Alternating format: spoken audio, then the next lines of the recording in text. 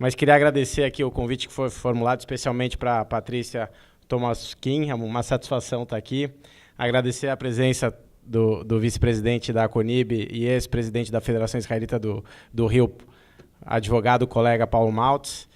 Eu sou secretário da Confederação Israelita, eu sou advogado, minha especialidade, e eu leciono na área do direito digital. Nós estamos fazendo, junto com a faculdade, a Fundação Getúlio Vargas, um projeto de pesquisa sobre a conceituação jurídica do discurso de ódio no Brasil. Ainda está em fase preliminar, mas a gente espera que esse projeto termine aí em até 10 meses. Depois a gente vai trazer os resultados e vamos divulgar isso. De uma forma geral, assim, eu vou falar um pouquinho dessa questão da era digital e do discurso de ódio com um viés mais jurídico. E primeiro eu gostaria de ressaltar que a gente vive nessa era chamada era da informação, mas não necessariamente na era do conhecimento. E esse é um grande problema atual, porque a gente tem uma era de um dinamismo informacional gigantesco, mas de um conhecimento baixíssimo de uma forma geral. A ansiedade da sociedade da informação acaba transformando atualmente os usuários da internet, em sua grande medida, em doutores de títulos de artigos e não de leitura de artigos acadêmicos e de elaboração. Isso causa uma grande preocupação e talvez essa questão da desinformação gerada por tanta informação também paute um pouquinho desse tema que nós estamos discutindo aqui, que é o discurso de ódio, porque a ausência desse conhecimento sobre a multidisciplinariedade, a pluralidade de palavras e de entendimentos e de ideias acaba causando um vazio e uma repulsa automática em relação a tudo que se discute. E, de uma forma geral, eu gosto sempre de iniciar do ponto de vista jurídico com uma questão muito básica acerca do que foi comentado inicialmente pelo professor Jorge Câmara, acerca do direito penal ser a última ratio. Eu concordo plenamente e, obviamente, que em temas de tanta subjetividade como o discurso de ódio e de nós termos aí a colisão de direitos fundamentais como liberdade de manifestação de expressão, de conhecimento, liberdade de imprensa de uma forma geral, em contrapartida aí, preconceito, racismo, difamação, ofensa. Legislar no campo penal me parece uma linha muito tênue aí em relação a restrições de direitos, mas, por outro lado, eu vou mencionar aqui alguns casos em que o direito penal foi necessário e serviu aí como lição para esse tipo de conduta de uma forma geral. E quando a gente fala do crime de homicídio, em termos gerais, que é matar alguém, quando a gente pergunta de uma forma geral por que uma pessoa deixa de matar outra pessoa, na prática, a maioria das respostas não é porque eu tenho medo de ir para a cadeia.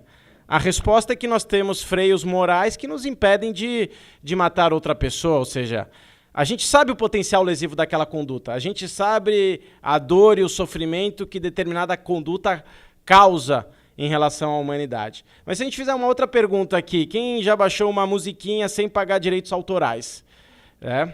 Será que a grande maioria iria responder que sim? E aqui eu não estou nem falando de criminalização da conduta, de violação de direitos autorais, porque eu acho que tem que ter uma reforma da legislação de direitos autorais para caminhar no sentido aí desse novo mundo que nós temos hoje em relação às exceções de violação de direitos autorais. Eu não vou entrar nesse tema, mas a grande questão é a seguinte: o que falta? Será que é um crime mais duro em relação a esse tipo de conduta de violação de direitos autorais? Ou falta efetivamente uma percepção sobre a gravidade da conduta que pode estar relacionada a uma violação de direitos autorais na internet, quando que o autor, se ele quiser, ele dispõe através da Creative Commons, por exemplo, a sua obra como ele quiser e da forma que ele quiser para divulgá-la, mas se ele não quiser e quiser ganhar dinheiro com isso, ele vai ter um grande desestímulo patrimonial, por exemplo. Ou seja, eu estou falando isso porque o que falta efetivamente, na linha do que foi dito num primeiro momento, é o fator de conscientização sobre o potencial lesivo de determinadas condutas, seja ela qual for, desde uma violação de direitos autorais até mesmo um discurso de ódio. Porque alguns casos que eu vou mencionar aqui, eu tenho certeza absoluta que se as pessoas que praticaram uma conduta que pode ser considerada um discurso de ódio na internet, se elas conseguissem avaliar a consequência dos seus atos e a que ponto chegou o seu mero discurso, se elas pudessem voltar no tempo, talvez não o praticassem. Seja em razão dos efeitos jurídicos, seja em razão dos efeitos sociais. Imaginem vocês, se vocês descobrissem hoje que todas as conversas que vocês tiveram com todas as pessoas na vida, conversas pessoais ou conversas por telefone, vocês descobrissem hoje que todas essas conversas elas foram gravadas e elas estão armazenadas em um local. Alguém aqui se sentiria confortável? Eu disse mesmo, então pode gravar e pode colocar, etc. Alguém aqui se sentiria confortável? Não. Por que não? Eu cometi um crime e confessei para alguém. Não, não é por causa disso, né? Por quê? Porque a gente só abre os nossos segredos, os nossos anseios, para aquelas pessoas que a gente confia. Quantas pessoas a gente conhece na vida que nos conhecem tão bem, mas tão bem, que sabem quando a gente está falando sério, que sabem quando a gente está contando uma piada, que sabem quando a gente está nervoso, sabe quando a gente não precisa pensar para falar, porque aquela pessoa nos conhece tão bem neste nível. Talvez o quê? A esposa? Não, a esposa normalmente é ao contrário, né? Você pensa o negócio e fala... Pior que está sendo gravado, isso espero que ela não esteja assistindo, senão eu vou ser punido em casa, né? Enfim, mas eu já fiz essa piada com a presença dela, então ela sabe que é brincadeira. Mas o pai, a mãe, um amigo muito próximo, 5 pessoas, 10 pessoas no máximo. E vejam, quando a gente coloca algo na internet, não é a mesma coisa? Ou seja, a gente está deixando um registro do nosso pensamento eternizado e acessível praticamente para o mundo inteiro. Quantas pessoas vão ter aquela percepção se aquela determinada manifestação de pensamento era uma piada, era uma crítica, se você não é assim mesmo, ou se você é racista, ou se você não é? Quantas? Acabou. Você deixou aquela manifestação de pensamento registrada para a sua vida inteira. Isso cria uma cicatriz automática, tanto na pessoa que se manifestou, como eventualmente nas vítimas de um eventual conteúdo de ódio. E aí eu volto para um caso que aconteceu em 2010, que teve uma repercussão nacional, depois da primeira eleição presidencial da ex-presidente Dilma, em que uma estudante de direito de 19 anos de idade colocou a seguinte frase no Twitter. Nordestista, está escrito errado, né? Mas querendo falar de nordestino. Nordestistas não é gente. Façam um favor a São Paulo. Mate o nordestino afogado. Foi isso que ela colocou ali no Twitter em 2010. Quanto tempo será que demora para uma pessoa pegar o celular e colocar isso numa aplicação dessa forma? 10 segundos? 15 segundos? No máximo? O que aconteceu? Automaticamente, isso gerou uma repercussão nacional. Ela foi demitida do escritório que ela estagiava. Uma das OABs do Nordeste entrou com uma representação criminal. Isso é crime, está previsto na legislação penal. Inclusive, pela internet, ou qualquer meio de comunicação que possa reverberar maior aquela conduta, a pena é maior ainda. Ela foi condenada criminalmente pelo crime de racismo. Ficou reclusa 6 meses na casa dela, não pela punição criminal, porque ela tinha vergonha de sair de casa, porque todo mundo no Brasil conhecia aquela história, não conseguia sair de casa em razão do reflexo social que aquilo gerou. E aí vem algumas perguntas, né? Nesse tipo de situação. O que será que aconteceu? Será que ela queria mesmo que o paulistano, se encontrasse um nordestino na rua, matasse um nordestino afogado? Será que é isso que ela pretendia, lendo ali aquele Twitter de 10 segundos? Ou será que ela esqueceu que não estava numa mesa de bar, conversando com 2, 3 amiguinhas ou amiguinhos, e um fosse falar: para, meu, isso é preconceito, você não é assim, que você está falando isso? Onde você ouviu isso? Talvez um outro fosse ficar quieto, outro fosse dar uma risadinha. Em quantas situações em grupos do WhatsApp a gente já não se deparou com eventuais condutas que eventualmente a gente não concorda e que poderiam ser extremamente agressivas, um discurso de ódio, e que eventualmente algum bom advogado no grupo falou: olha, pega leve, né? Calma que você está passando do limite, fez uma moderação. E quem sabe a gente pudesse ter esse tipo de conversa em relação aos limites em relação à liberdade de manifestação de forma integrada em relação a não todos os grupos de WhatsApp, mas quem sabe todas as plataformas existentes de uma forma geral. Será que isso é factível? Ou, na verdade, o que é factível é trabalhar na base, como sempre, né? Em crianças e adolescentes, num plano efetivamente de educação que começa no offline e automaticamente vai para o online. O online tem um poder de reverberação muito maior, mas quando se fala de educação digital, não existe educação digital, o que existe é educação, e que deve prevalecer também para o ambiente digital. Mas voltando ao caso em si, na sentença condenatória do juiz que interrogou ela, ou seja, o juiz escutou ela, conheceu ela pessoalmente, ele fala, fulana de tal pode não ser preconceituosa. Aliás, eu acredito, juiz, que ela não seja preconceituosa. O problema é que ela praticou um ato preconceituoso, previsto criminalmente, e por isso merece ser punida.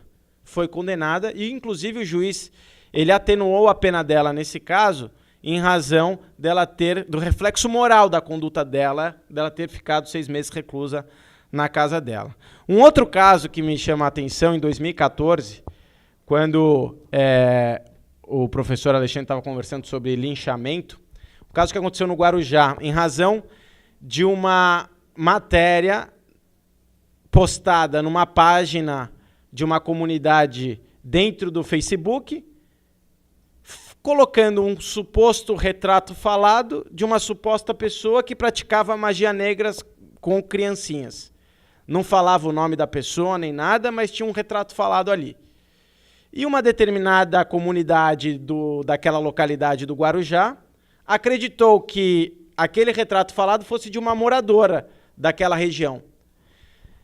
E numa determinada data, essa mulher foi fazer uma compra no supermercado, quando estava voltando, viu ali, é fulana de tal, lá do retrato falado que faz magia negra. Vamos lá pegar ela. O outro viu, vamos lá pegar ela. Quem é? Não, é fulana que pratica magia negra. Ela. Espancaram ela até a morte. Cadê, nesse tipo de situação, todos os princípios constitucionais do contraditório, da ampla defesa? Acabou, tribunal de exceção. Identificaram, acusaram, condenaram e aplicaram a pena de morte. Ou seja, e nesse tipo de situação, o que é possível ser feito? Qual que é a ideia também de se trabalhar dentro de uma conceituação jurídica de discurso de ódio? E aí eu volto um pouco para o tema das plataformas digitais de uma forma geral. Não aconteceu nesse caso, ok? Mas vamos supor que houvesse a oportunidade de que o marido, ou o marido da mulher, ou a própria mulher, falasse para a rede social o seguinte, olha, eu estou sofrendo uma ameaça de morte, porque parece que tem uma página aí que tem um retrato falado que estão achando que sou eu. Tire isso do ar, por favor. E vejam, não aconteceu nesse caso, tá? Só estou fazendo uma hipótese, se tivesse acontecido. Imaginem só se a rede social respondesse da seguinte forma, olha, eu compreendo perfeitamente a sua aflição, mas eu sou apenas uma plataforma intermediária. Eu não posso julgar aqui se isso é um discurso que extrapola os limites da liberdade de expressão ou não. E vejam, aqui não fala que é você, não tem seu nome aqui, não tem sua foto aqui. É um retrato falado. Se eu retirar esse conteúdo, eu estarei automaticamente cerceando a liberdade de expressão de quem seria uma postagem, um retrato falado de alguém que pode estar praticando magia negra. Portanto, procure o Poder Judiciário e com uma ordem judicial, eu retiro. É justificável esse tipo de alegação? Sem dúvida. Até procurar o judiciário, o que pode acontecer? Ela morrer. E aí, quando nós temos, novamente, uma colisão de direitos constitucionais, de um lado nós temos a liberdade de expressão, de um outro lado nós temos o quê? A vida de uma pessoa. O que se faz nesse ponto? Não tem volta, né, a vida. E, eventualmente, retirar e, depois de avaliado, republicar novamente em razão daquele perigo.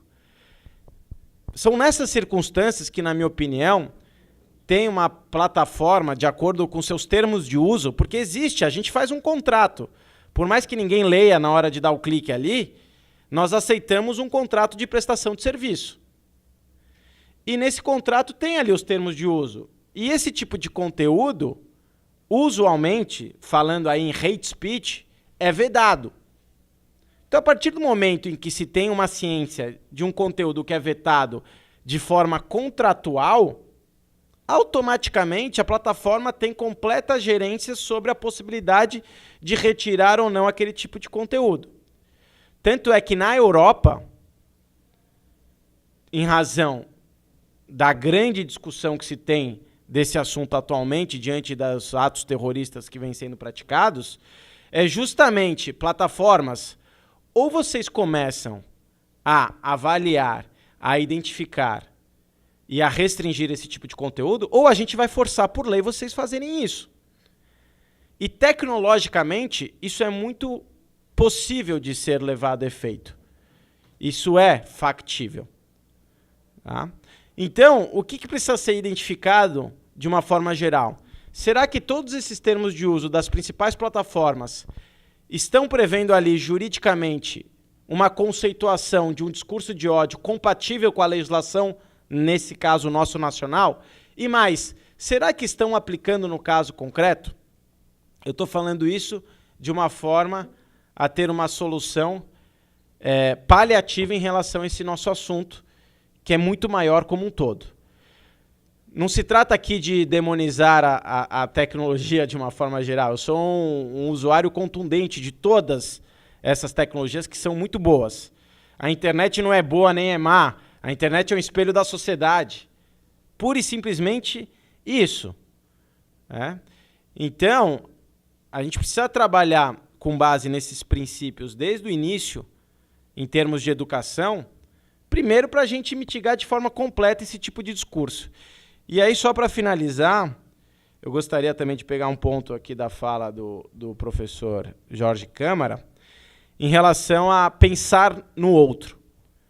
E esse é um problema de um reflexo também da internet. Quando você está num dispositivo, ou quando você está num computador, você não vê a pessoa, você não consegue identificar-se ali com o eventual grau do que aquilo pode ocasionar aquelas pessoas. E se a gente começar a pensar no outro e nessas consequências, em relação de violência intersistemática, mais conhecido como bullying, e também o cyberbullying, jovens se matam por causa disso atualmente. E eu acredito, muito que todas essas pessoas que praticam esse tipo de violência intersistemática, que se soubessem desse efeito no outro, deixariam de praticá-las. Então, eu acho que a gente tem que ir por esse caminho, de pensar no outro. E, fundamentalmente, que a intolerância, de uma forma geral, ela não pode ser tolerada. Muito obrigado.